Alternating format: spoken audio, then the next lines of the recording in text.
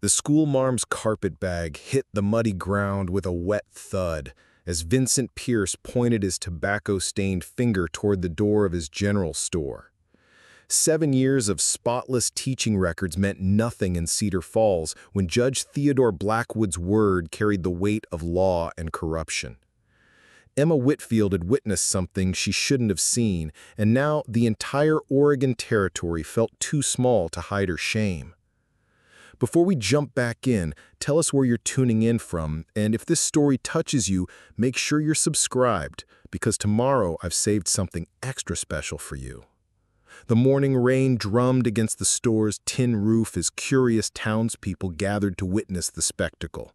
A woman of education reduced to begging for shelter from a merchant who counted coins more carefully than he counted friendships. Pierce's rejection echoed across the wooden sidewalks where decent folk should have offered sanctuary, but instead offered whispered judgments about Boston ladies who thought themselves too good for frontier justice.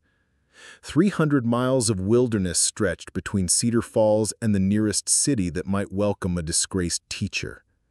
Behind her lay the smoking ruins of a reputation built through years of patient instruction and careful moral conduct. Ahead waited mountains that swallowed travelers whole, leaving behind only legends told around winter fires about those who ventured too far from civilization's thin protection. But in the shadows cast by towering pine trees, something stirred that hadn't moved with purpose since the year everything died. Samuel Carter watched the scene unfold from beneath the brim of a hat that had seen 7 years of weather without companionship. His heart had stopped beating in any meaningful way during the winter of 1845, yet something about this woman's quiet dignity in the face of public disgrace reached through the ice that had formed around his chest.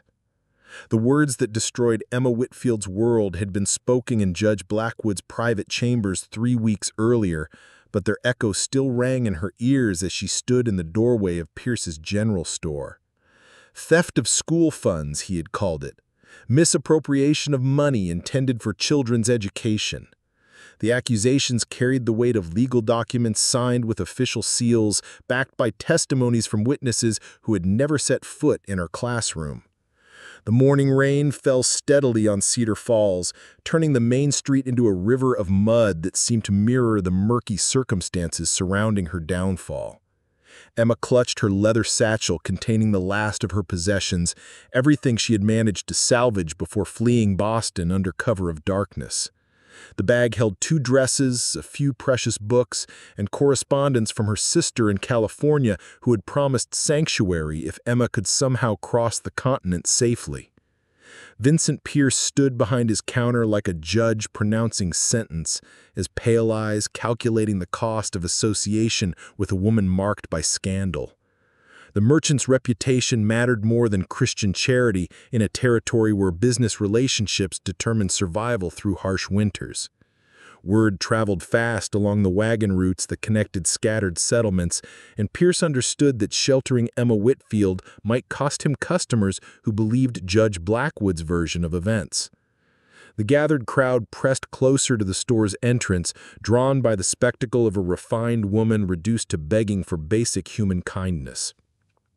Some faces showed genuine sympathy, but most revealed the guilty satisfaction that accompanied another person's misfortune. Frontier life offered few entertainments beyond the occasional traveling preacher or medicine show, making Emma's public humiliation a welcome diversion from the monotony of daily survival. Rain dripped from the store's awning onto Emma's dark wool traveling dress, the same garment she had worn during her hasty departure from Boston under cover of darkness. The fabric was beginning to show signs of the journey's hardships, small tears and stains that spoke of nights spent in questionable accommodations and days traveling in crowded stagecoaches alongside strangers who asked too many questions about her destination and circumstances. Pierce cleared his throat with theatrical precision, savoring his moment of power over someone who once commanded respect through education and moral authority. The merchant had never progressed beyond basic reading and arithmetic, making Emma's disgrace particularly satisfying to a man who resented those born to advantages he could never attain. Her fall from grace confirmed his belief that education and refinement were merely elaborate disguises worn by people no better than their neighbors. The crowd waited expectantly for Emma's response to Pierce's rejection, hungry for tears or desperate pleas that would complete the entertainment. Some had traveled from neighboring farms specifically to witness the confrontation, having heard rumors about the disgraced teacher who had arrived on the morning stage seeking shelter. The story would be retold around dinner tables throughout the territory, growing more elaborate with each telling until Emma's supposed crimes reached legendary proportions. But Emma straightened her shoulders despite the weight of exhaustion and fear that threatened to crush her spirit. 7 years of maintaining classroom discipline had taught her the importance of dignity under pressure, of refusing to give bullies the satisfaction they craved. The children she had taught in Boston would remember her strength more than their alleged failures, and she would not dishonor their memory by crumbling before an audience of strangers. The rain intensified as Emma turned away from Pierce's store, her options narrowing with each passing moment. The stagecoach that had brought her to Cedar Falls would not return for another week, leaving her stranded in a community that had already pronounced judgment based on whispered rumors and legal documents she had never been allowed to examine. The local hotel charged rates beyond her diminished resources, and respectable families would not risk their reputations by offering sanctuary to a woman of questionable character. 3 men in dark coats stood near the livery stable, their attention focused on Emma with professional intensity that made her blood run cold. They carried themselves with careful alertness of hired enforcers, men whose livelihood depended on completing assignments regardless of moral considerations. Judge Blackwood's influence extended far beyond Boston's city limits, reaching into territories where law existed primarily as a tool for those wealthy enough to purchase its protection. The crowd began to disperse as the rain turned into a proper downpour, sending people scurrying for cover, anticipating long hours sheltered in nearby homes and shops. Each departing face told Emma that she was now alone, abandoned by a community that had once welcomed her with promises of new beginnings and opportunities for a fresh start, far from the shadows of her past. The muddy road settled in her shoes as the stormy wind tore at her bonnet tied with silk ribbons that seemed to mock her present destitution. Preparing and narrating this story took us a lot of time, so if you are enjoying it, subscribe to our channel. It means a lot to us. Now, back to the story. Townspeople scurrying toward covered walkways and warm buildings. Some cast backward glances at Emma, their curiosity satisfied but their gossip just beginning. By evening, everyone within 50 miles would know about the disgraced teacher who had been turned away from Pierce's store, adding another chapter to the legend of her supposed crimes. Emma noticed something else as the street emptied of spectators. A figure remained motionless beneath the pine trees that bordered the settlement, partially hidden by shadows and falling rain. The man stood with the stillness of someone accustomed to observing without being observed, his weathered clothing blending naturally with the forest environment. Something about his presence suggested watchfulness rather than casual curiosity, as if he were evaluating a situation that had captured his reluctant attention. The leather satchel felt heavier with each step as Emma walked away from Pierce's store, her boots squelching through mud that seemed determined to slow her progress.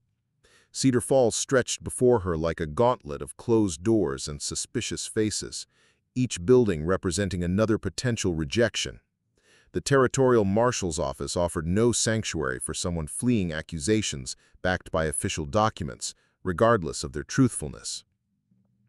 Samuel Carter observed the scene from his position at the forest's edge, recognizing something familiar in Emma's careful composure despite overwhelming circumstances. 7 years of isolation had not erased his ability to identify courage under pressure, the kind of strength that emerged when retreat was impossible and surrender unthinkable. The woman's refusal to beg or weep reminded him of soldiers who faced hopeless odds with dignity and tact, choosing honor over survival. The rain showed no signs of stopping as afternoon shadows lengthened across Cedar Falls' muddy streets. Emma needed shelter before nightfall brought dangers that extended beyond social humiliation. The three men in dark coats had disappeared into the Silver Dollar Saloon, but their presence remained like a storm cloud gathering strength. Judge Blackwood's reach was longer than Emma had imagined, his resources more extensive than she had prepared to face. Pierce emerged from his store to lock the door against the worsening weather, his satisfaction evident as he surveyed the empty street where Emma's humiliation had played out for public consumption. The merchant's rejection had been thorough and final, establishing his loyalty to the established order while distancing himself from potential trouble. By tomorrow, the story would reach every settlement along the wagon routes, ensuring that Emma's reputation preceded her wherever she traveled. But Samuel Carter had witnessed enough injustice for 7 lifetimes, and something about this particular cruelty stirred emotions he had thought permanently buried beneath layers of guilt and self-imposed exile. The woman's strength in the face of systematic persecution reminded him of qualities he had once valued in himself, before the winter of 1845 taught him that courage often led to tragedy for those who depended on its protection. The decision formed slowly in Samuel's mind, fought every step of the way by instincts that had kept him alive through years of deliberate isolation.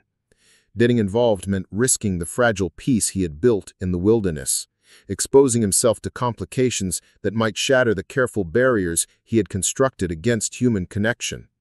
But watching Emma Whitfield face her ordeal alone felt like watching his own conscience die all over again.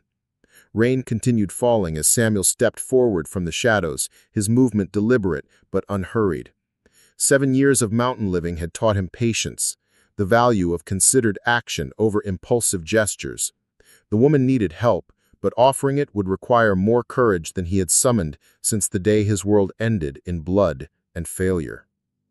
Townspeople scurrying toward covered walkways and warm buildings. Some cast backward glances at Emma, their curiosity satisfied but their gossip just beginning. By evening, everyone within 50 miles would know about the disgraced teacher who had been turned away from Pierce's store, adding another chapter to the legend of her supposed crimes. Emma noticed something else as the street emptied of spectators. A figure remained motionless beneath the pine trees that bordered the settlement, partially hidden by shadows and falling grain. The man stood with the stillness of someone accustomed to observing without being observed, his weathered clothing blending naturally with the forest environment. Something about his presence suggested watchfulness rather than casual curiosity, as if he were evaluating a situation that had captured his reluctant attention. The leather satchel felt heavier with each step as Emma walked away from Pierce's store, her boots squelching through mud that seemed determined to slow her progress. Cedar Falls stretched before her like a gauntlet of closed doors and suspicious faces, each building representing another potential rejection. The territorial marshal's office offered no sanctuary for someone fleeing accusations backed by official documents, regardless of their truthfulness. Samuel Carter observed the scene from his position at the forest's edge, recognizing something familiar in Emma's careful composure despite overwhelming circumstances. 7 years of isolation had not erased his ability to identify courage under pressure, the kind of strength that emerged when retreat was impossible and surrender unthinkable. The woman's refusal to beg or weep reminded him of soldiers who faced hopeless odds with dignity intact, choosing honor over survival. The rain showed no signs of stopping as afternoon shadows lengthened across Cedar Falls' muddy streets. Emma needed shelter before nightfall brought dangers that extended beyond social humiliation. The 3 men in dark coats had disappeared into the Silver Dollar Saloon, but their presence remained like a storm cloud gathering strength. Judge Blackwood's reach was longer than Emma had imagined, his resources more extensive than she had prepared to face. Pierce emerged from his store to lock the door against the worsening weather, his satisfaction evident as he surveyed the empty street where Emma's humiliation had played out for public consumption. The merchant's rejection had been thorough and final, establishing his loyalty to the established order while distancing himself from potential trouble. By tomorrow, the story would reach every settlement along the wagon routes, ensuring that Emma's reputation preceded her wherever she traveled. But Samuel Carter had witnessed enough injustice for 7 lifetimes, and something about this particular cruelty stirred emotions he had thought permanently buried beneath layers of guilt and self-imposed exile.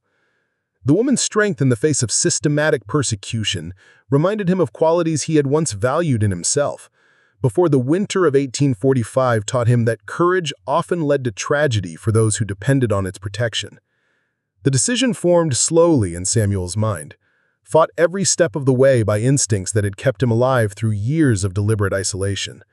Getting involved meant risking the fragile peace he had built in the wilderness, exposing himself to complications that might shatter the careful barriers he had constructed against human connection. But watching Emma Whitfield face her ordeal alone felt like watching his own conscience die all over again. Rain continued falling as Samuel stepped forward from the shadows, his movement deliberate but unhurried. 7 years of mountain living had taught him patience, the value of considered action over impulsive gestures. The woman needed help, but offering it would require more courage than he had summoned since the day his world ended in blood and failure. Part 2. The Unexpected Witness. Samuel Carter had been dead for 7 years, 2 months, and 16 days. His body continued functioning through the mechanical processes that sustained life, but everything meaningful had ended during the winter of 1845, when 23 good men died because their captain made the wrong decision at the worst possible moment. Since then, Samuel existed rather than lived, moving through days that blended together like pages in a book written in a language he no longer cared to read. The morning routine never varied in its precision or its emptiness. Coffee boiled over a fire that provided warmth without comfort. Bacon fried in a pan that had cooked the same meal for over 2,000 consecutive days. The wilderness surrounding his Wolf Creek cabin offered abundant game and clear water, meeting every physical need while leaving his spirit starved for something he could no longer name. Books lined the cabin's walls, volumes salvaged from his former life when education and intellectual curiosity had seemed important. The pages remained unturned now, their knowledge irrelevant to a man who had learned that wisdom often led to catastrophic errors in judgment. Mathematics could not calculate the weight of guilt. Literature could not explain why good men died, while their incompetent leaders survived to tell the tale. Samuel's daily ventures into Cedar Falls served purely practical purposes. Supplies that could not be hunted, trapped, or grown required periodic acquisition from Pierce's general store, though Samuel conducted these transactions with minimal conversation and maximum efficiency. The townspeople had learned to accept his presence without attempting the social courtesies that might have been extended to a more approachable hermit. Doc Morrison understood Samuel's condition better than most, having treated enough war veterans to recognize the symptoms of souls damaged beyond conventional healing. The physician never pressed for details about Samuel's military service, but he noticed the way certain sounds made the mountain man's hand drift toward a weapon that was no longer there. Some wounds fester in darkness, requiring time and distance rather than medical intervention. The morning Emma Whitfield arrived in Cedar Falls, Samuel was conducting his monthly business with Pierce when the stagecoach pulled up outside the store. He observed her descent from the vehicle with the detached interest he might have shown a deer appearing at a forest clearing. Her clothing marked her as educated. Her bearing suggested strength. But experience had taught Samuel that appearances often concealed weaknesses that emerged under pressure. Pierce's immediate hostility toward the newcomer struck Samuel as unnecessarily cruel even by frontier standards. The merchant's questions carried implications that went beyond normal caution about strangers seeking aim in Cedar Falls. Samuel watched with increasing interest as what seemed to be a mere dispute over money quickly escalated into a public show of disrespect and humiliation. In 7 years. Rain continued falling as Samuel stepped forward from the shadows where he had observed the morning's events. His movement was deliberate, but measured, betraying neither eagerness nor reluctance. 7 years of mountain living had taught him that the most important actions required the greatest care, that impulse often led to tragedy while patience opened paths to survival. Samuel Carter emerged from the store's shadows like a ghost, materializing from 7 years of deliberate invisibility. His weathered boots made no sound against the wooden sidewalk as he approached Emma Whitfield, who stood alone in the muddy street with her leather satchel clutched against the steadily falling rain. The townspeople had scattered to avoid the downpour, leaving behind only whispered conversations that would fuel gossip fires throughout the territory. Emma noticed the stranger's approach with the heightened awareness that came from being hunted. 3 weeks of looking over her shoulder had sharpened her instincts to razor precision, making her conscious of every shifting shadow and unexpected movement. The man walking toward her carried himself with military bearing, despite his rough mountain clothing, his gray eyes holding depths that spoke of experiences too painful for casual conversation. Samuel stopped at a respectful distance, close enough for conversation, but far enough to avoid threatening a woman already facing persecution from multiple sources. His hat brim dripped steadily as he studied Emma's face, searching for signs of the weakness or deception that might justify the treatment she had received. Instead, he found intelligence tempered by exhaustion, strength tested by circumstances beyond her control, and dignity that remained intact despite systematic humiliation. The rain drummed against storefront awnings while Samuel chose his words carefully. 7 years of minimal conversation had not erased his understanding of human nature, but it had made him cautious about revealing intentions that might be misinterpreted. Emma needed assistance, but accepting help from a stranger carried risks that could compound her existing troubles. Mountain hermits were regarded with suspicion by civilized society, their motives questioned and their isolation seen as evidence of moral deficiency. Emma studied Samuel's face as he spoke, noting the careful control that kept emotion locked behind weathered features. His voice carried the educated accents of someone born to better circumstances than his current appearance suggested. The gap between his obvious intelligence and his hermit's lifestyle raised questions that might normally require answers, but Emma's desperate situation made her willing to consider assistance from unlikely sources. Doc Morrison watched the interaction from his clinic's window, recognizing the significance of Samuel's decision to break 7 years of careful isolation. The physician had witnessed the mountain man's gradual withdrawal from human contact, understanding that trauma had built walls around Samuel's heart that seemed impenetrable. Emma's arrival represented either opportunity for healing or invitation to renewed devastation, depending on outcomes that remained impossible to predict. The 3 hunters emerged from the Silver Dollar Saloon as Samuel's conversation with Emma continued, their professional attention focused on developments that might complicate their assignment. Rain had driven most civilians indoors, creating conditions that favored direct action over subtle surveillance. The leader gestured toward his companions, initiating movements that suggested preparation for immediate intervention. Samuel's peripheral vision caught the hunter's advance without breaking his focus on Emma's response to his offer of assistance. Military training had ingrained situational awareness that 7 years of peaceful isolation had not completely erased. The men approaching through the rain carried themselves like professionals accustomed to violence, their coordination suggesting extensive experience working together on assignments that required discretion and efficiency. Emma felt the weight of decision pressing down upon her as Samuel waited for her answer. Accepting help from a stranger carried obvious risks, but remaining alone in Cedar Falls meant certain capture by men whose intentions extended far beyond legal proceedings. Judge Blackwood's influence reached across vast distances, his resources allowing him to purchase loyalty and silence from anyone willing to prioritize profit over principle. The rain intensified as Emma made her choice, nodding once with the sharp finality of someone who understood that hesitation might prove fatal.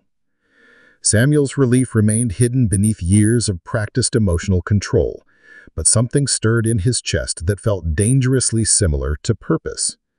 Leading Emma away from danger would require skills he had not used since 1845, abilities that had failed catastrophically when lives depended on their application. Samuel guided Emma toward the livery stable where his horse waited with patient intelligence that reflected careful training. The bay gelding had carried him through 7 years of mountain wilderness, developing trust that extended beyond normal animal-human relationships. Rain beaded on the horse's dark coat as Samuel checked the saddle and bridle with motions that betrayed military precision, despite his outward appearance of casual preparation. The hunters quickened their pace as they realized their quarry was preparing to leave Cedar Falls under protection they had not anticipated. Radio was meaningless in this frontier territory, making coordination with distant superiors until the next scheduled communication. Decisions would need to be made independently, with consequences that might extend far beyond their current assignment. Emma mounted Samuel's horse with surprising grace despite her heavy traveling dress and emotional exhaustion. Years of Sunday rides in Boston's countryside had prepared her for saddle work, though mountain travel would test skills she had never needed to develop. The leather was worn smooth by constant use, shaped by a rider who understood that reliable equipment often meant the difference between survival and disaster in unforgiving terrain. Samuel swung up behind Emma with fluid motion that spoke of decades spent in the saddle. The arrangement required physical proximity that might have been scandalous under normal circumstances, but their situation transcended social conventions about proper behavior between unmarried individuals. Survival took precedence over propriety when hunters closed the distance between predator and prey. Muddy streets toward the pine forests that offered both concealment and danger. Rain continued falling as they entered the wilderness, creating conditions that would make tracking difficult, but also slowing their own progress through terrain that demanded careful navigation. Behind them, the hunters reached the livery stable to discover their quarry had vanished into the vast Oregon Territory wilderness under protection they had not expected to encounter. The leader cursed with professional frustration while his companions prepared for pursuit that would test their tracking abilities against an opponent who possessed intimate knowledge of local terrain. Their assignment had become significantly more complicated, requiring adaptations that might delay completion indefinitely. Doc Morrison emerged from his clinic as the sounds of pursuit faded into forest silence. The physician understood that Samuel's decision to help Emma represented either redemption or renewed catastrophe, depending on outcomes that remained beyond prediction. 7 years of careful healing might be undone by circumstances that demanded the very skills that had previously led to devastating failure. The forest closed around Samuel and Emma like a green sanctuary that offered protection at the cost of comfort and convenience. Pine branches heavy with rain created natural umbrellas that provided partial shelter, while their horse picked careful paths through terrain that challenged even experienced mountain travelers. The wilderness that had been Samuel's refuge for 7 years now became their shared escape route from civilization's corrupted justice. Emma felt the rhythm of their horses' movement as they climbed steadily away from the settlement toward higher ground where winter came early, and survival required skills that educated women rarely needed to develop. Her life in Boston had not prepared her for this kind of challenge, but circumstances left no room for doubt or hesitation. Trust had become a necessity rather than a choice, binding her fate to a stranger whose motives remained as mysterious as his past. Samuel guided their ascent with instinctive knowledge gained through years of solitary exploration, following paths that existed more in memory than visible trail markers. The gelding's sure footing carried them across streams swollen by rain and up slopes that would have challenged less experienced animals. Mountain wilderness demanded respect from everyone who entered its domain, regardless of their reasons for seeking its harsh sanctuary. The rain began to slacken as afternoon shadows deepened among the towering pines, creating a cathedral atmosphere that made conversation seem inappropriate, despite the questions building between rider and passenger. Emma's presence behind Samuel felt strange after 7 years of absolute solitude. Her warmth, a reminder of human connection he had deliberately severed to protect others from his cursed judgment. Miles passed in relative silence as they climbed toward elevations where early snow might already be accumulating, despite the calendar's insistence that winter remained weeks away. Mountain weather followed its own schedule, indifferent to human plans or seasonal expectations. Samuel's cabin waited somewhere in the vast wilderness ahead, offering shelter that came with obligations he was not certain he could fulfill without repeating the failures that had defined his exile. The hunters would follow eventually, their professional persistence driven by financial incentives that made retreat unlikely until their assignment reached definitive conclusion. Samuel understood that helping Emma meant accepting responsibility for outcomes that might echo the catastrophic decisions of 1845. But watching her face systematic persecution alone had awakened something in his frozen heart that felt dangerously similar to the desire to matter again. Accusations through proper channels would require resources she did not possess and allies who might not exist. Samuel listened to Emma's story as their horse climbed steadily through rain-soaked forest toward the high country where his cabin waited like a fortress against the world's corruption. Her words painted pictures of systematic injustice that reminded him of military campaigns where political considerations outweighed moral imperatives. Some battles could not be won through conventional means, requiring different strategies that operated outside normal rules of engagement. The wilderness around them seemed to absorb Emma's confession like a living entity that understood the weight of secrets too dangerous for civilized ears. Pine branches, heavy with rain, created natural barriers against sound, ensuring their conversation remained private despite the hunters who might be following their trail through terrain that challenged even experienced trackers. Emma's voice grew stronger as she continued her account, the act of sharing her burden providing relief that she had not expected to feel. 3 weeks of running had taught her to trust her own judgment over official proclamations, but doubt had eaten at her confidence like acid applied to delicate fabric. Speaking the truth aloud to someone who listened without immediate judgment felt like emerging from underwater after nearly drowning. Samuel's questions revealed intelligence that extended far beyond his hermit's appearance, his understanding of legal procedures and territorial politics suggesting education that had been deliberately abandoned rather than accidentally lost. His insights into Blackwood's methods demonstrated familiarity with corruption that operated at levels most citizens never suspected existed. The mountain man's past contained complexities that matched Emma's own hidden depths. The trail they followed wound upward through terrain that became increasingly challenging as elevation gained significance over distance traveled. Samuel's horse navigated the ascent with confidence born from years of mountain work, its sure footing carrying them across streams that rushed with snowmelt and rain toward the valleys below. The wilderness demanded respect from everyone who entered its domain, offering protection to those who understood its rules while destroying those who underestimated its power.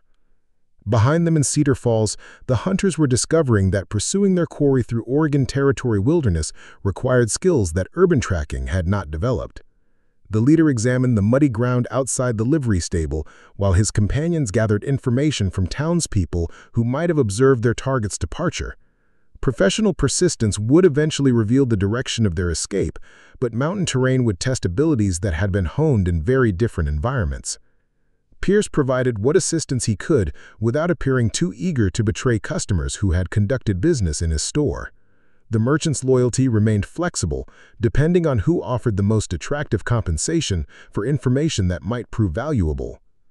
His description of Samuel Carter painted a picture of a hermit whose isolation made him dangerous in unpredictable ways, a warning that carried weight with men accustomed to dealing with civilization's controlled violence.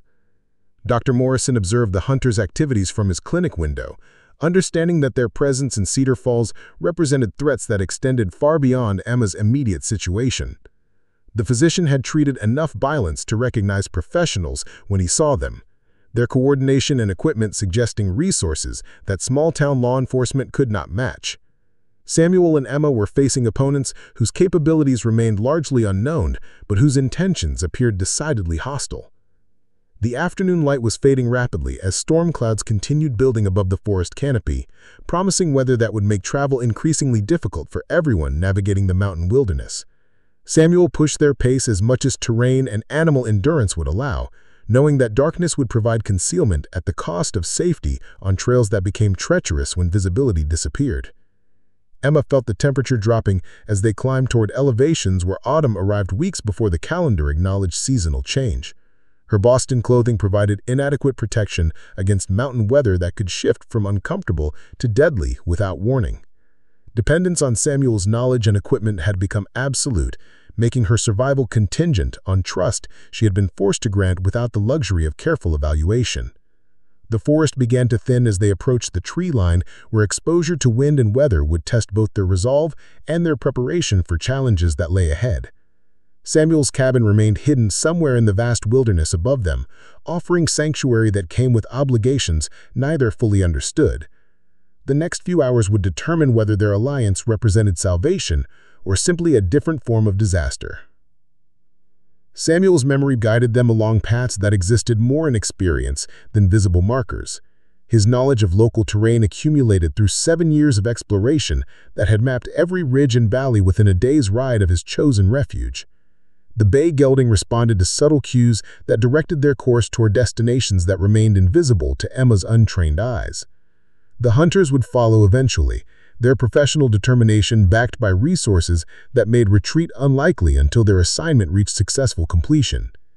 Samuel understood that helping Emma meant accepting responsibility for outcomes that might echo the catastrophic failures of 1845, when good intentions had led to devastating consequences for everyone who depended on his judgment. But watching Emma face systematic persecution alone had awakened emotions Samuel had spent 7 years trying to bury beneath layers of guilt and deliberate isolation. Something stirred in his chest that felt dangerously similar to purpose, challenging the protective numbness that had preserved his sanity since the winter when everything meaningful died in blood and failure. Years of solitary routine. Emma slipped from the saddle with muscles protesting the unfamiliar demands of mountain travel, her legs unsteady after hours of maintaining balance on terrain that challenged even experienced riders. The cabin appeared larger than she had expected, built with the solid craftsmanship of someone who understood that mountain winters tested every joint and timber with relentless determination. Windows glowed with warm light that promised shelter from the storm gathering strength overhead. Samuel's movements around the small homestead carried the efficiency of established routine as he tended his horse with care that spoke of partnership rather than simple ownership. The bay gelding had earned rest and feed after carrying double burden through challenging terrain, its loyalty rewarded with attention that extended beyond basic animal maintenance. Years of solitary living had taught Samuel that survival often depended on relationships that transcended human limitations. The interior of Samuel's cabin revealed complexities that challenged every assumption Emma had formed about hermits and their motivations for choosing isolation over civilization. Books lined one entire wall in careful arrangement that suggested frequent consultation rather than mere decoration. The volumes ranged from practical guides to wilderness survival through philosophical treatises that demanded rigorous intellectual engagement. Someone had been feeding their mind despite geographical separation from academic institutions. A writing desk positioned near the main window held papers covered with Samuel's careful handwriting, correspondence that indicated ongoing communication with the outside world despite his hermit's reputation. Maps of Oregon Territory shared space with what appeared to be legal documents, their official seals suggesting involvement in territorial affairs that extended far beyond simple subsistence living. The mountain man's isolation was more selective than absolute. Emma examined the cabin's appointments while Samuel prepared coffee with the same methodical precision he had shown during their escape from Cedar Falls. Every item served multiple purposes, chosen for durability and utility rather than aesthetic appeal. The furniture was handmade but expertly crafted, designed by someone who understood that comfort and function need not be mutually exclusive even in wilderness settings. The fire burning in the stone hearth provided warmth that penetrated clothing damp from rain and mountain mist, its light casting dancing shadows across walls that had sheltered only one occupant for 7 long years. Samuel's willingness to share this sanctuary with a stranger demonstrated trust that seemed inconsistent with his reputation for avoiding human contact. Something about Emma's situation had convinced him to risk the peace he had constructed through careful isolation. Samuel's story emerged slowly as evening settled over the high country, revealed through careful questions and responses that painted pictures of a past too complex for simple explanation. His military service had ended in circumstances that remained deliberately vague, but the weight of unspecified failure hung around his words like fog clinging to mountain peaks. Some wounds festered in darkness, requiring time and distance rather than conventional healing. The year 1845 carried significance that Samuel approached with visible reluctance, as if speaking certain truths might give them power to inflict fresh damage. Emma waited with patience, learned through years of drawing confidence from reluctant students, understanding that forcing revelations often produced resistance rather than trust. The mountain man would share what he could when emotional defenses permitted honesty to emerge. Maps scattered across Samuel's writing desk revealed intimate knowledge of territorial land grants and mineral rights that paralleled Emma's own discoveries about Judge Blackwood's corruption. The hermit's isolation had not prevented him from documenting patterns of fraud that reached from Oregon's territorial capital to Boston's financial district. His correspondence suggested connections with territorial officials who valued his insights into systematic abuse of public trust. Emma's recognition of familiar names on Samuel's papers created common ground that transcended their different backgrounds and circumstances. The corruption she had witnessed in Blackwood's office was part of a larger conspiracy that Samuel had been tracking through patient investigation that spanned multiple years. Their separate discoveries were pieces of the same puzzle, fragments that gained significance when combined into comprehensive understanding. The alliance that formed between them carried weight that extended beyond temporary cooperation for mutual survival.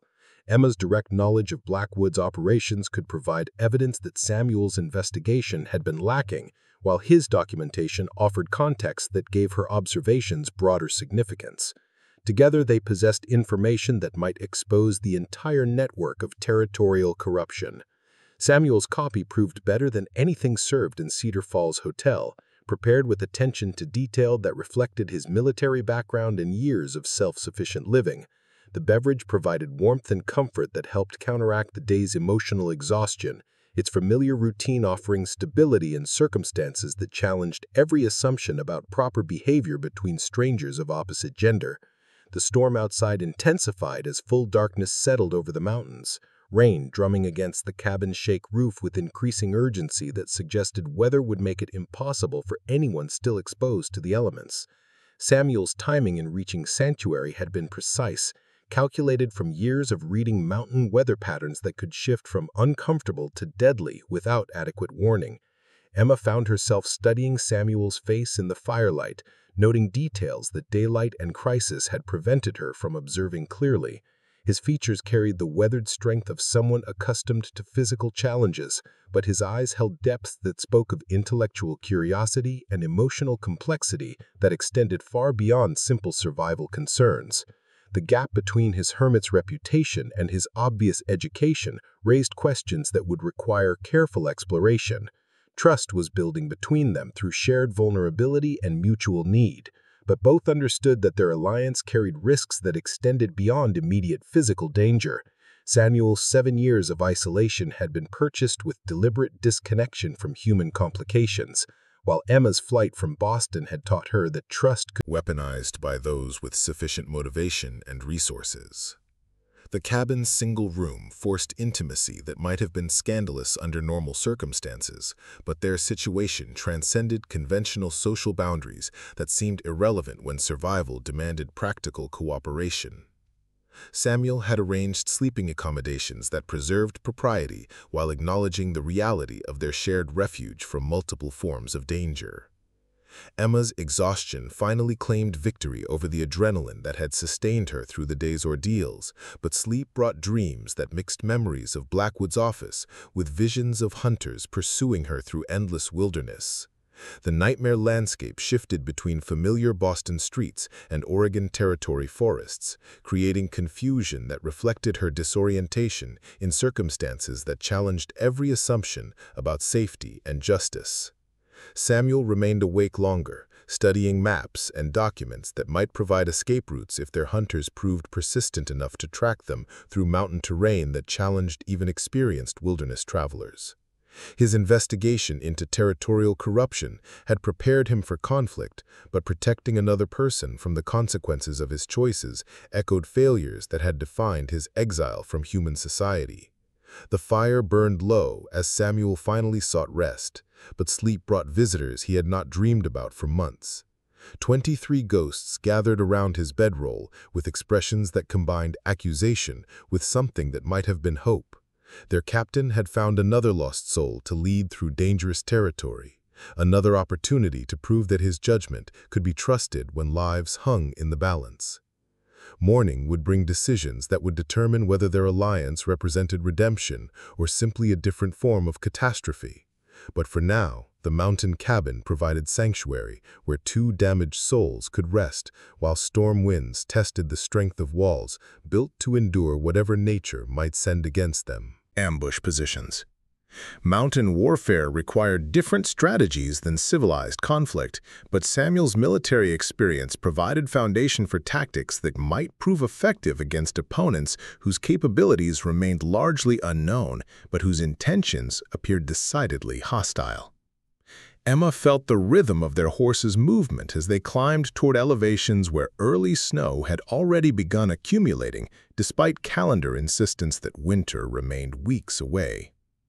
Her Boston education had not prepared her for this kind of challenge, but circumstances offered no alternatives to rapid adaptation or acceptance of dependence on skills she had never needed to develop.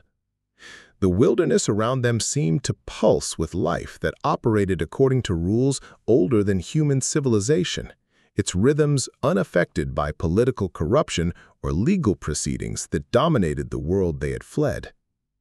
Pine forests whispered secrets that predated territorial boundaries, their voices carrying wisdom about survival that transcended human attempts to impose order on natural chaos.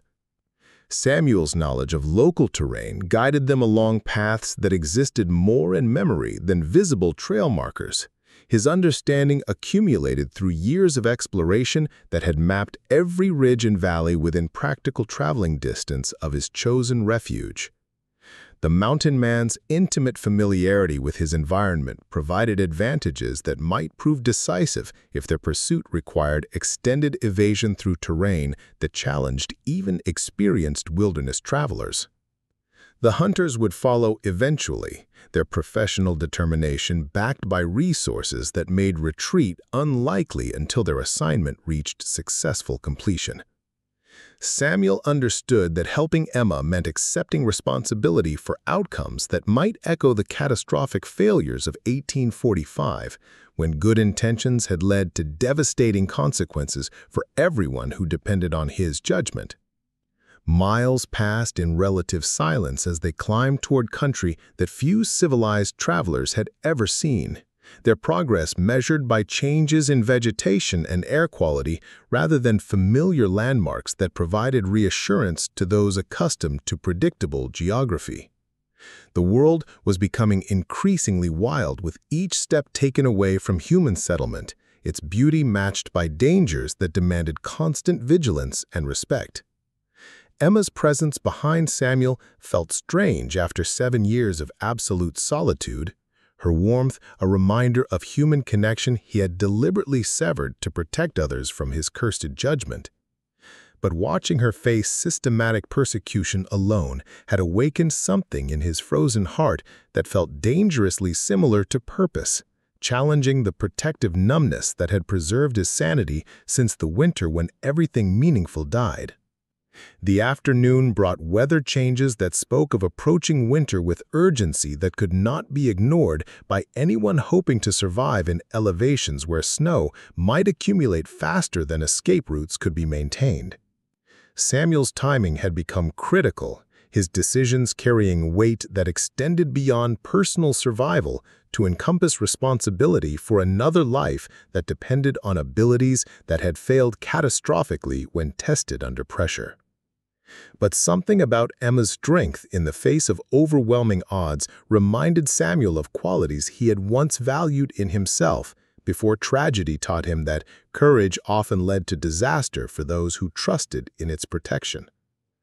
The woman's refusal to surrender despite impossible circumstances challenged every defense mechanism he had constructed against hope and its inevitable disappointments. The trail ahead wound deeper into wilderness that promised both sanctuary and trial, its challenges waiting to test whether their alliance represented redemption or simply a different form of catastrophe that would add new ghosts to those already haunting Samuel's dreams. The fire crackled with ancient rhythm as Emma's confession spilled into the mountain silence that had known only Samuel's solitary presence for 7 long years. Her words carried weight that seemed to press against the cabin walls, each revelation adding substance to shadows that had haunted her sleep since fleeing Boston's corrupted halls of justice. The truth had been building pressure inside her chest like steam in a sealed kettle, demanding release before it destroyed everything from within. Judge Theodore Blackwood's name fell from Emma's lips with the bitterness of poison finally expelled from her system. She described the evening that destroyed her world, the gaslight flickering across maps that detailed illegal land transactions worth more than most territories would see in decades of legitimate development. The conspiracy reached tentacles into every level of territorial government, its corruption spreading like disease through institutions that citizens trusted to protect their interests. Samuel listened without interruption while Emma painted pictures of systematic fraud that had cheated legitimate settlers out of homestead rights worth fortunes in timber and mineral wealth. His weathered hands remained steady around his coffee cup, but something stirred behind his gray eyes that suggested personal familiarity with corruption that operated beyond normal legal constraints. The mountain man's isolation had not protected him from knowledge about territorial politics and their relationship to distant financial interests. The papers Emma had glimpsed in Blackwood's office contained evidence of bribes paid to officials whose names appear regularly in territorial newspapers as champions of honest development and settler rights.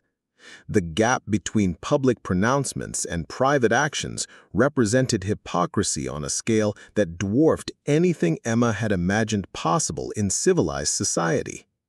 Men who spoke eloquently about territorial progress were selling that future to the highest bidders without regard for consequences that would be inherited by generations yet unborn.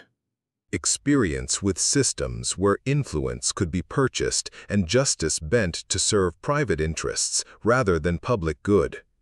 The connection between Emma's discoveries and Samuel's own investigations became clear as their conversation deepened beyond initial revelations toward comprehensive understanding of the conspiracy they both had encountered from different directions. The corruptions she had witnessed in Boston represented one tentacle of an octopus whose other arms reached into Oregon Territory's territorial capital, mining districts, and settlement offices where honest families applied for homestead rights they would never receive. Samuel rose from his position near the fire to retrieve documents from his writing desk, papers that had accumulated through years of patient correspondence with territorial officials who valued his insights into patterns of fraud that operated beyond their immediate jurisdiction. His handwriting covered pages with careful notation of suspicious land grants, questionable mining claims, and settlement applications that disappeared into bureaucratic mazes where influence mattered more than merit. Maps spread across the rough wooden table showed territories marked with symbols that indicated various forms of corruption, their scope suggesting coordination that reached from individual bribery through systematic manipulation of territorial development policies. Samuel's investigation had been proceeding slowly but steadily, building cases that might eventually provide evidence sufficient to prosecute those responsible for betraying public trust on such massive scales. Emma recognized several names from Samuel's documentation, officials she had seen mentioned in Blackwood's correspondence as reliable partners in ventures that required discretion and flexibility regarding legal requirements. The overlap between Boston's financial corruption and Oregon Territory's political manipulation confirmed her suspicions that she had stumbled into something far larger than individual criminal behavior. The realization that their separate discoveries were pieces of the same puzzle created common ground that transcended their different backgrounds and circumstances. Emma's direct observation of Blackwood's operations could provide evidence that Samuel's investigation had been lacking, while his documentation offered context that gave her testimony broader significance and legal weight that might survive challenges from well-funded defense attorneys. Samuel's story emerged slowly, as trust built between them through shared vulnerability and mutual recognition of the dangers they faced from powerful interests who possessed resources sufficient to corrupt entire territorial governments. His military service had ended in circumstances that remained deliberately vague, but the weight of failure hung around his words like mist clinging to mountain peaks. Some wounds festered in darkness, requiring years of careful healing rather than conventional medical intervention. The year 1845 carried significance that Samuel approached with visible reluctance, as if speaking certain truths might give them power to inflict fresh damage on defenses he had built through 7 years of careful isolation. Emma waited with patience learned through years of drawing confidence from reluctant students, understanding that forced revelations often produced resistance rather than trust. The mountain man would share what he could when emotional barriers permitted honesty to emerge. Captain Samuel Carter had commanded Company K of the 3rd Oregon Volunteers during territorial conflicts that official histories preferred to minimize or ignore entirely. His unit had been assigned reconnaissance duties in regions where territorial boundaries remained disputed between American settlers and tribal nations whose land rights had been guaranteed by treaties that proved worthless when mineral wealth was discovered beneath their sacred hunting grounds. The disaster that ended Samuel's military career occurred during a winter patrol that encountered weather conditions beyond anything predicted by territorial meteorologists whose knowledge of mountain climate patterns had been gained through academic study rather than practical experience. Company K became trapped in a blizzard that turned familiar terrain into deadly maze where visibility measured in feet rather than miles. Samuel's decision to seek shelter in a canyon that appeared protected from wind proved catastrophic when temperature fluctuations caused an avalanche that buried most of his command beneath tons of snow and ice. 23 men died because their captain chose the wrong refuge during conditions that demanded perfect judgment from someone whose experience had not prepared him for nature's most violent demonstrations of power. The survivors who reached safety carried stories that absolved Samuel of deliberate wrongdoing, while confirming that his command decisions had contributed to the disaster that claimed so many lives. Military investigations concluded that Captain Carter had acted within established protocols under extraordinary circumstances, but official exoneration could not restore the men who had trusted his leadership into situations beyond his ability to control. Emma listened to Samuel's confession with growing understanding of the guilt that had driven him into 7 years of self-imposed exile from human society. Military trauma carried burdens that civilian experience could not fully comprehend. Responsibility for lives lost under circumstances where perfect decisions might have prevented tragedy. The weight of command failure had crushed Samuel's confidence in his own judgment, making him unwilling to risk additional lives through choices that might prove as catastrophic as those made during the winter of 1845. The parallels between their situations became clear as Samuel finished his account. Both had witnessed events that challenged their faith in institutions they had been trained to respect and serve. Both carried knowledge that powerful interests preferred to keep hidden from public scrutiny. Both faced enemies whose resources extended far beyond what individual citizens could match through conventional legal channels.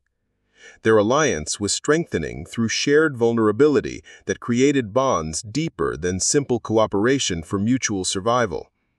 Emma's direct knowledge of Blackwood's operations could provide evidence that Samuel's investigation required, while his documentation offered protection that her isolated testimony could not achieve. Together, they possessed information that might expose corruption on scales that demanded territorial and federal intervention. Samuel's coffee had grown cold during their extended conversation, but neither noticed the temperature change as understanding built between them through honest communication that had been absent from both their lives for longer than either cared to calculate. Trust was emerging from necessity, but it was being reinforced by recognition of shared values that had survived their separate ordeals with institutional corruption and personal tragedy. The storm outside continued building strength as full darkness settled over the high country, wind beginning to howl through pine branches with increasing intensity that suggested weather patterns were shifting toward winter conditions that could trap unwary travelers for days or weeks. Samuel's timing in reaching sanctuary had been calculated from years of reading mountain weather signs that could shift from uncomfortable to deadly without adequate warning. Emma found herself studying Samuel's face in the firelight, noting details that crisis and exhaustion had prevented her from observing clearly during their escape from Cedar Falls. His features carried the weathered strength of someone accustomed to physical challenges, but his eyes held depths that spoke of intellectual curiosity and emotional complexity that extended far beyond simple survival concerns. The gap between his hermit's reputation and his obvious education was narrowing as understanding replaced assumptions. The cabin's single room continued forcing intimacy that transcended conventional social boundaries, their shared refuge creating connection that might have required months to develop under normal circumstances.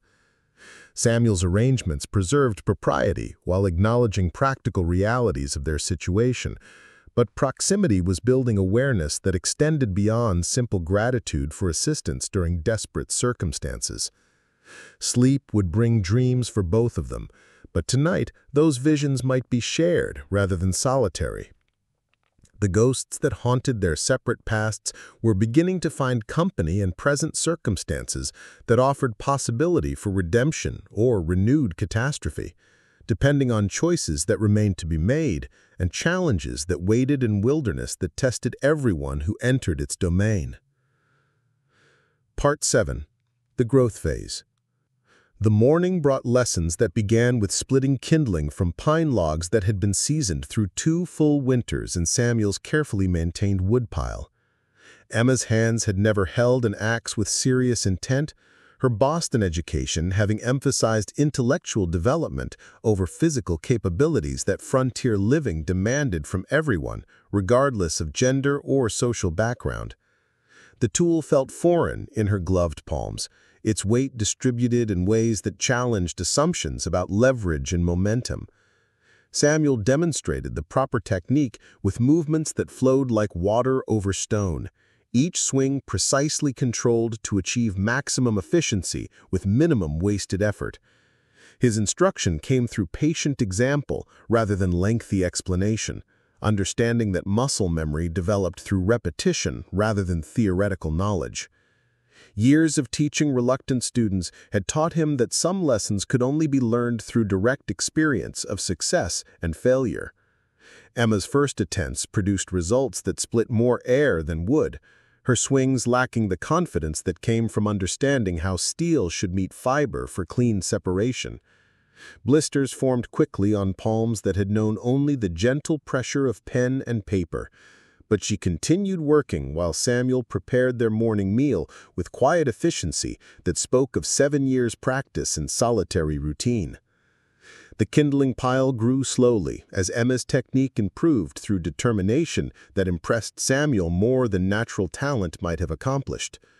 Her refusal to quit despite obvious discomfort demonstrated character that had attracted Judge Blackwood's persecution in the first place.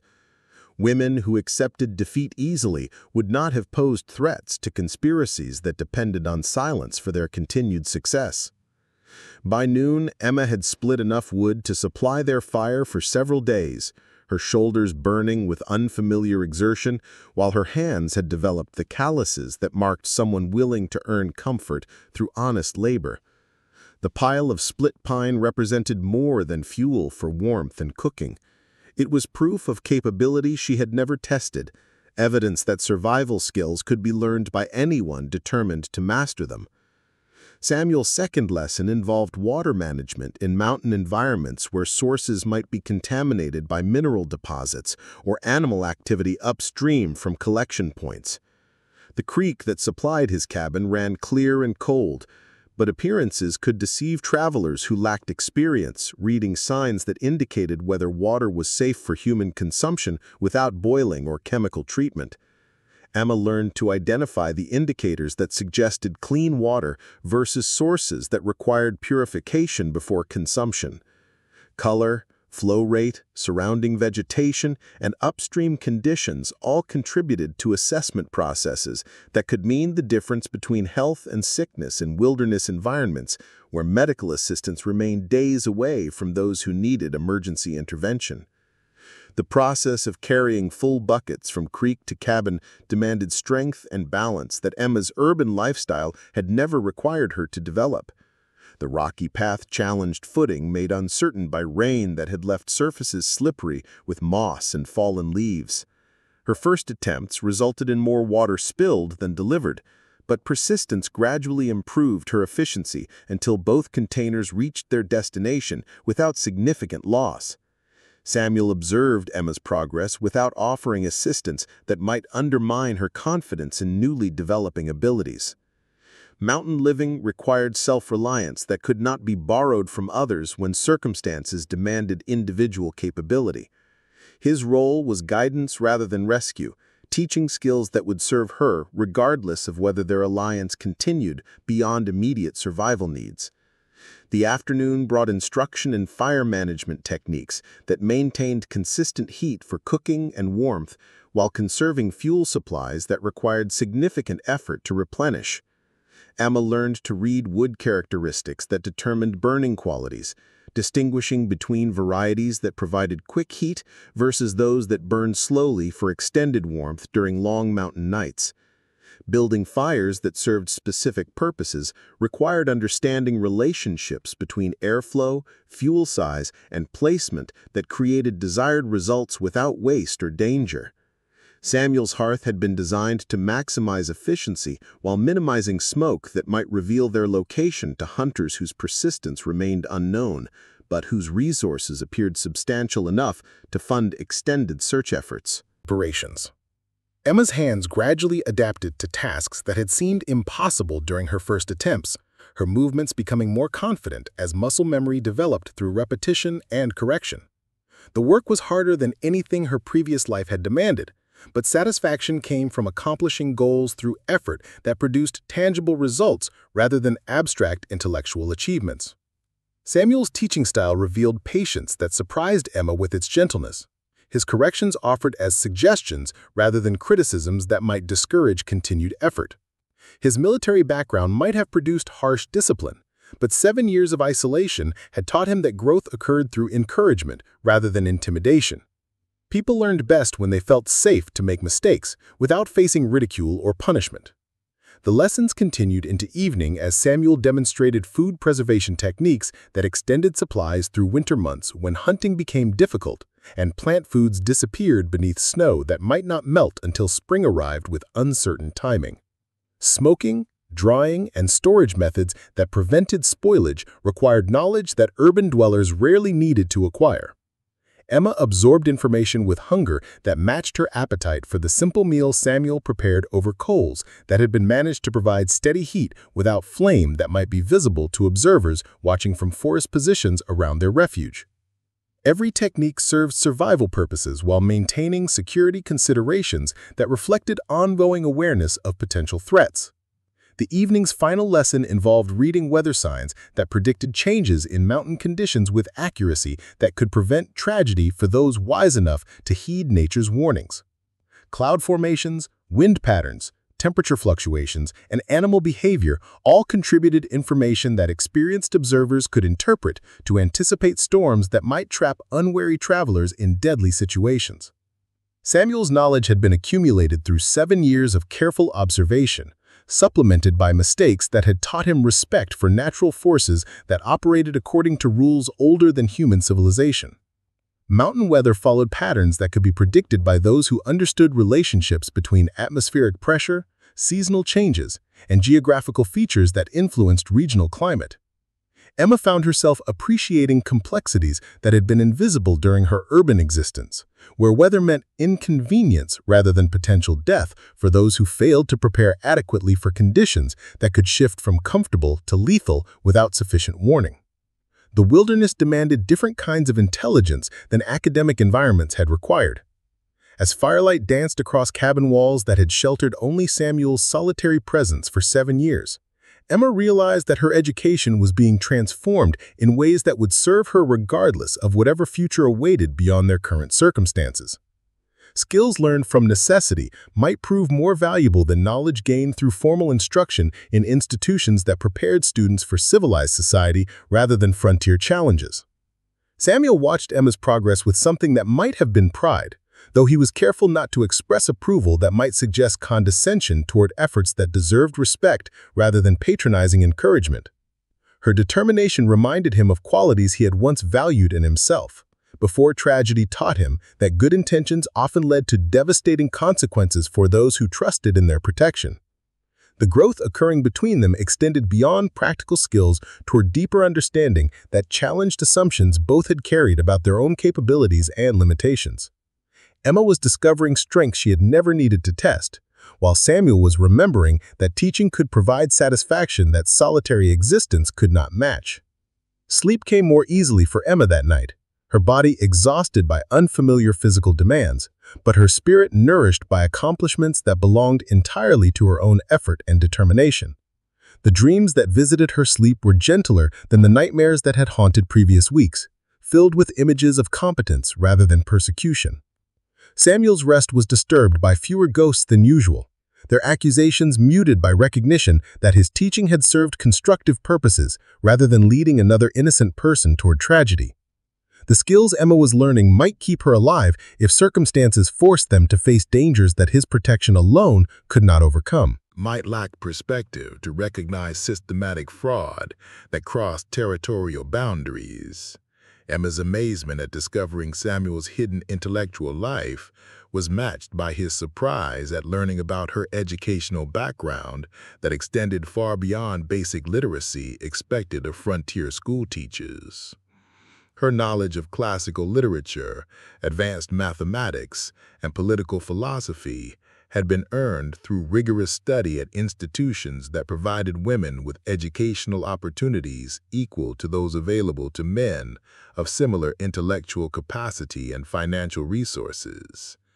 The morning hours passed in conversation that ranged across subjects both had avoided during their first days together, their initial caution giving way to enthusiasm for intellectual companionship that neither had experienced for longer than either cared to calculate. Emma's Boston education provided perspective on territorial issues that Samuel's practical experience complemented, creating understanding that neither could have achieved through individual effort alone. Samuel's book collection revealed tastes that spanned continents and centuries.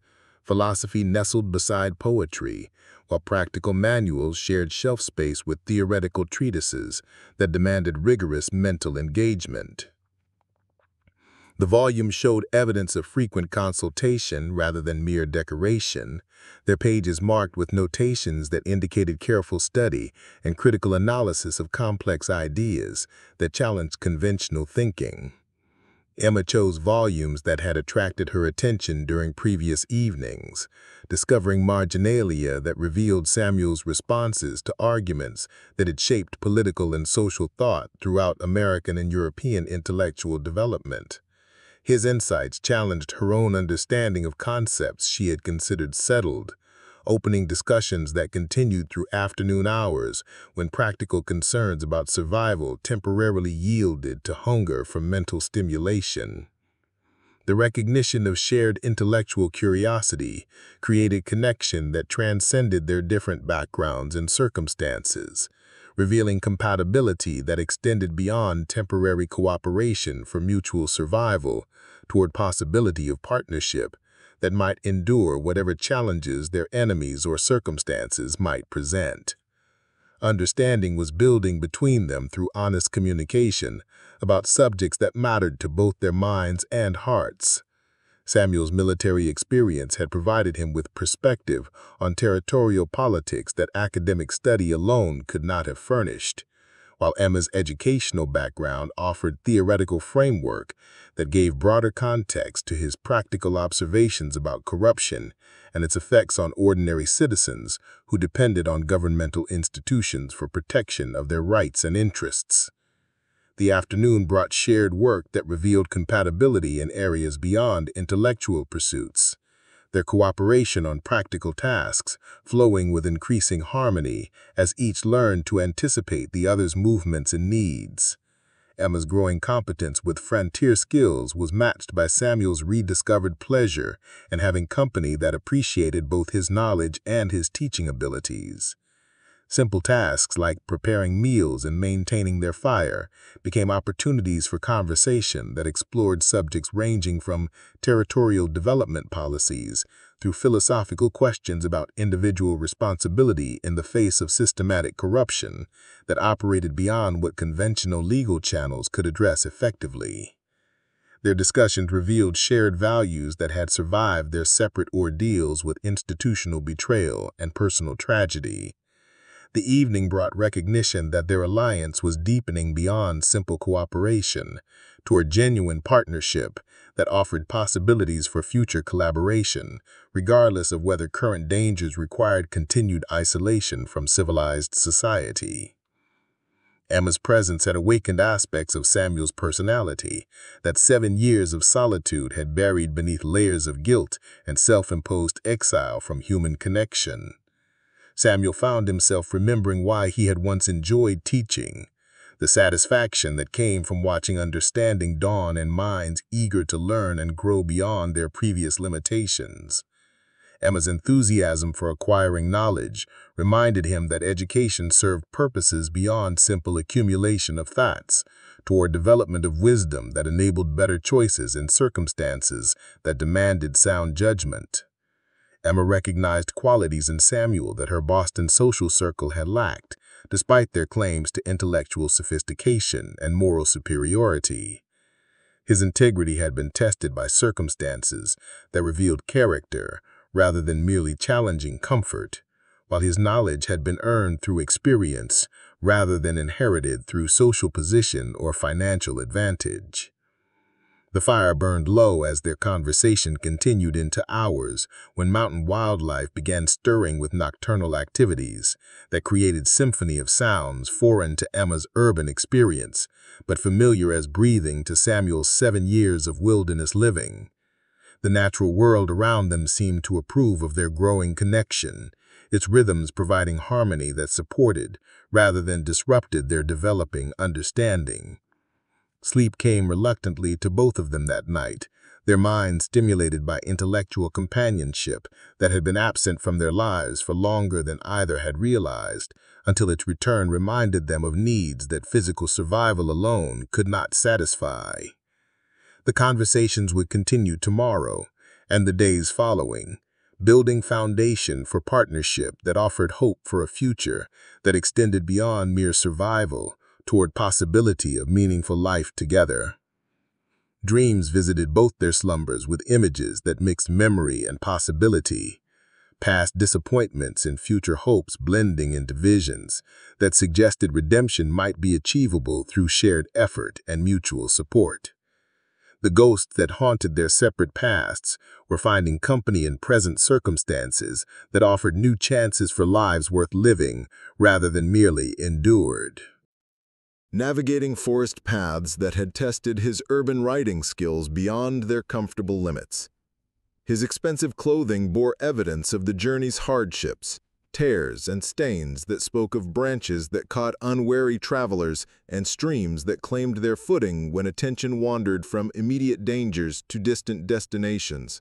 The message Morris carried bore Blackwood's personal seal and contained offers that might have tempted someone less familiar with the judge's methods for ensuring cooperation from reluctant witnesses. Money enough to purchase comfortable retirement in distant territories where territorial corruption had not yet established firm roots. Safe passage to destinations beyond the reach of investigations that might demand testimony about activities better left buried beneath official silence. Samuel read the document with growing understanding of the scope of conspiracy that had driven Emma across the continent in desperate flight from persecution that extended far beyond simple criminal prosecution.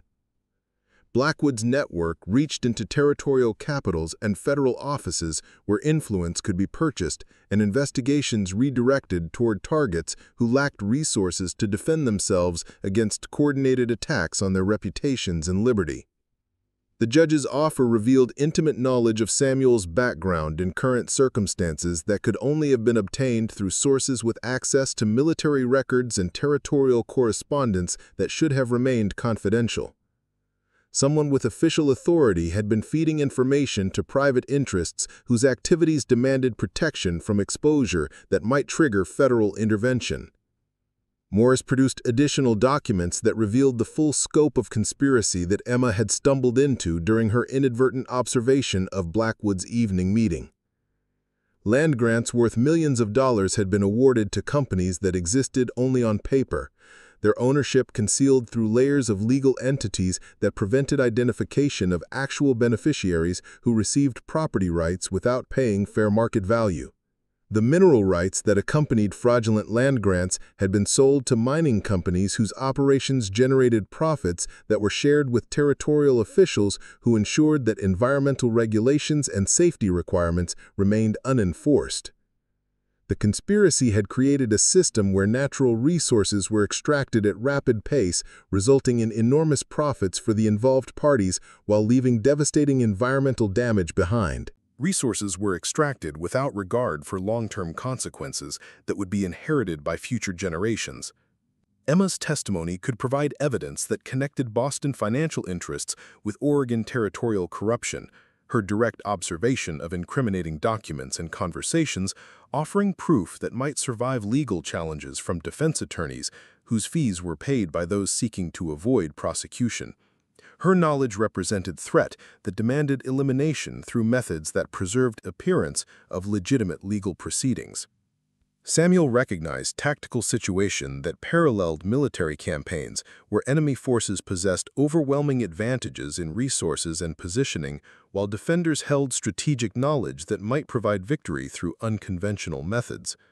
Confronting Blackwood's conspiracy through normal legal channels would require evidence and testimony that their enemies controlled through corruption of institutions that should have protected justice. The morning was advancing toward noon, while Morris waited for decisions that would determine whether his assignment could be completed through negotiation or required implementation of alternative strategies that involved resources already positioned throughout mountain regions where fugitives might seek refuge. Blackwood's preparations had been thorough, anticipating resistance that demanded overwhelming response. The ghosts of Company K seemed to gather around Samuel as he faced a choice that echoed decisions made during winter of 1845, when command responsibilities had demanded judgment that proved catastrophically flawed under pressure that allowed no time for careful consideration of alternatives. History was offering opportunity for redemption or renewal of tragedy that had defined 7 years of self-imposed exile from human connection and responsibility. The echo of Morris's horse departing down the mountain trail had barely faded when the first shots cracked across the alpine meadow, their sharp reports shattering the morning stillness with violence that sent wildlife scrambling for cover. Samuel's military instincts engaged instantly, his body dropping behind the cabin's thick log walls, while his mind calculated angles and distances with precision honed through years of combat experience that no amount of peaceful isolation could completely erase. Emma pressed herself against the cabin's interior wall as wood splinters exploded where bullets struck the seasoned pine logs that had been chosen specifically for their ability to stop projectiles fired by weapons commonly available to men whose business involved intimidation and elimination of inconvenient witnesses.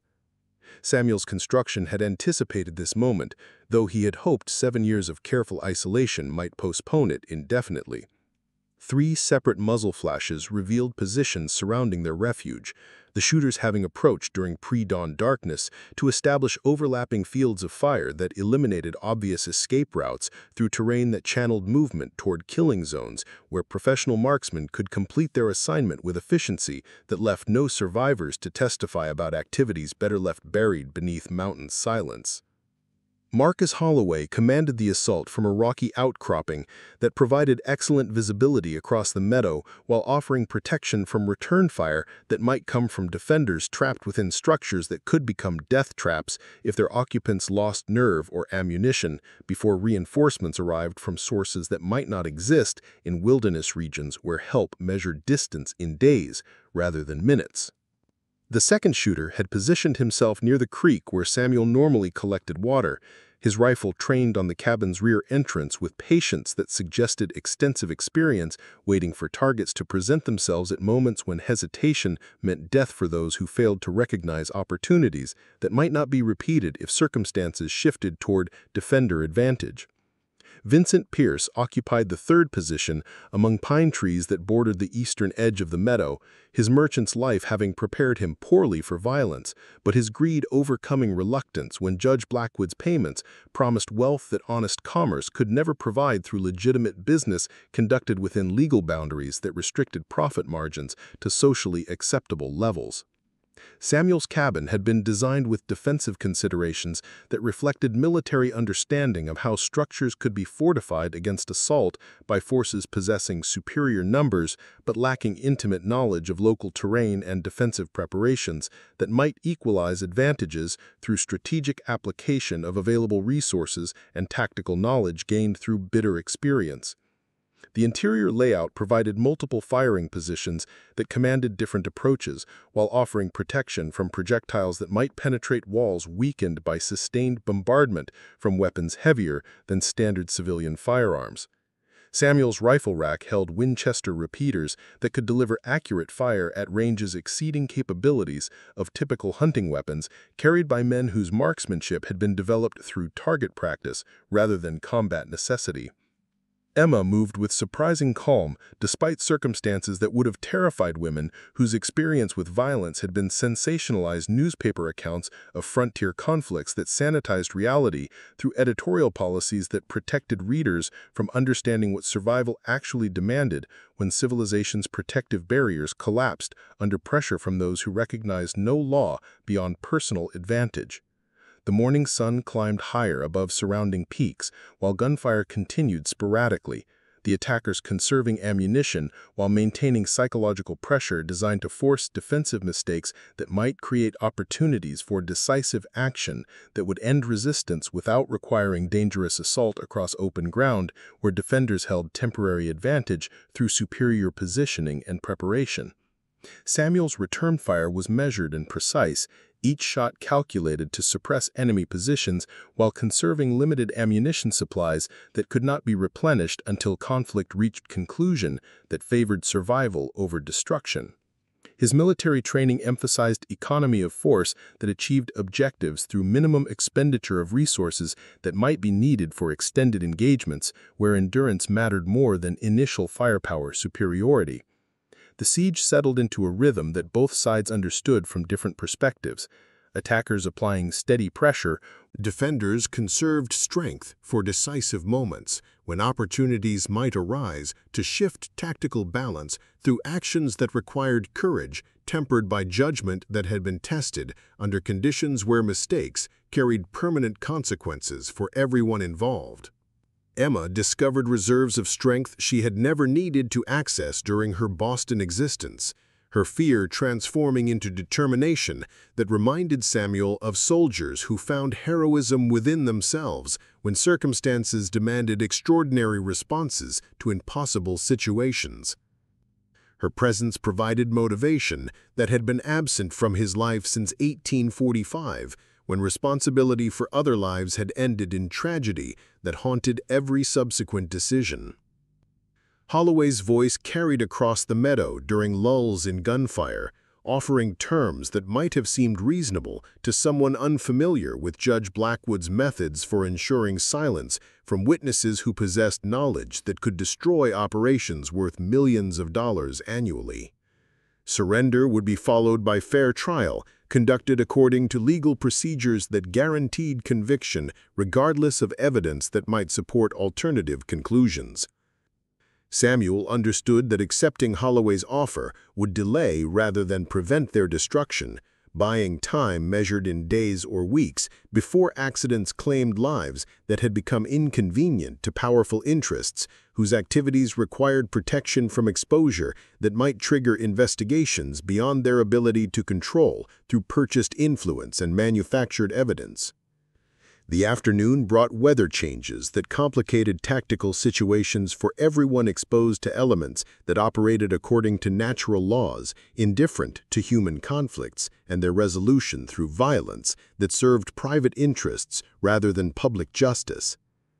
Storm clouds gathered above mountain peaks with speed that suggested precipitation might arrive before sunset, with intensity that could transform their battlefield into an environment where survival took precedence over combat. Pierce's inexperience with extended conflict became apparent as his firing became increasingly erratic, his nervousness evident in shots that struck rocks and trees rather than intended targets that remained concealed behind defenses that had been prepared by someone who understood how terrain could be utilized to offset numerical disadvantages through strategic positioning and careful preparation. The merchant's participation in Blackwood's conspiracy had been motivated by greed rather than conviction, his loyalty purchased through payments that seemed enormous until compared with risks that included imprisonment or death if operations were exposed to authorities who possessed resources sufficient to prosecute corruption that operated across territorial boundaries where jurisdiction questions might complicate legal proceedings. Holloway recognized that his assault was losing momentum as afternoon shadows lengthened toward evening darkness that would provide concealment for defenders while complicating targeting for attackers whose night vision had not been developed through military training that emphasized combat effectiveness under all lighting conditions that might be encountered during campaigns where victory required adaptability to changing circumstances. The storm arrived with sudden intensity that transformed their alpine battlefield into chaos, where visibility measured in yards rather than hundreds of feet, wind-driven rain creating conditions that favored defenders who possessed intimate knowledge of local terrain over attackers whose maps could not provide understanding that came only through years of experience navigating mountain environment during adverse weather conditions. Samuel made his decision as lightning illuminated the meadow with stroboscopic brilliance that revealed enemy positions with clarity that normal daylight could not provide. The storm offered opportunity for action that might break the siege through movement that would be concealed by natural chaos, while their enemies struggled to maintain positions that became untenable when weather turned hostile to exposed personnel lacking adequate shelter. Emma followed Samuel into tempest that seemed designed by nature to provide cover for desperate people whose survival depended on courage supplemented by knowledge that could transform disadvantage into opportunity through actions that required perfect timing and execution under conditions where failure meant death for everyone who depended on decisions made by someone whose judgment had failed catastrophically when tested under similar pressure 7 years earlier. The ghosts of Company K seemed to march beside Samuel as he led Emma through storm that paralleled the blizzard that had claimed 23 lives during winter of 1845, their presence offering either redemption through successful leadership or confirmation that some failures could never be overcome regardless of intentions that motivated choices between action and paralysis. Up next, you've got 2 more standout stories right on your screen. If this one hit the mark, you won't want to pass these up. Just click and check them out.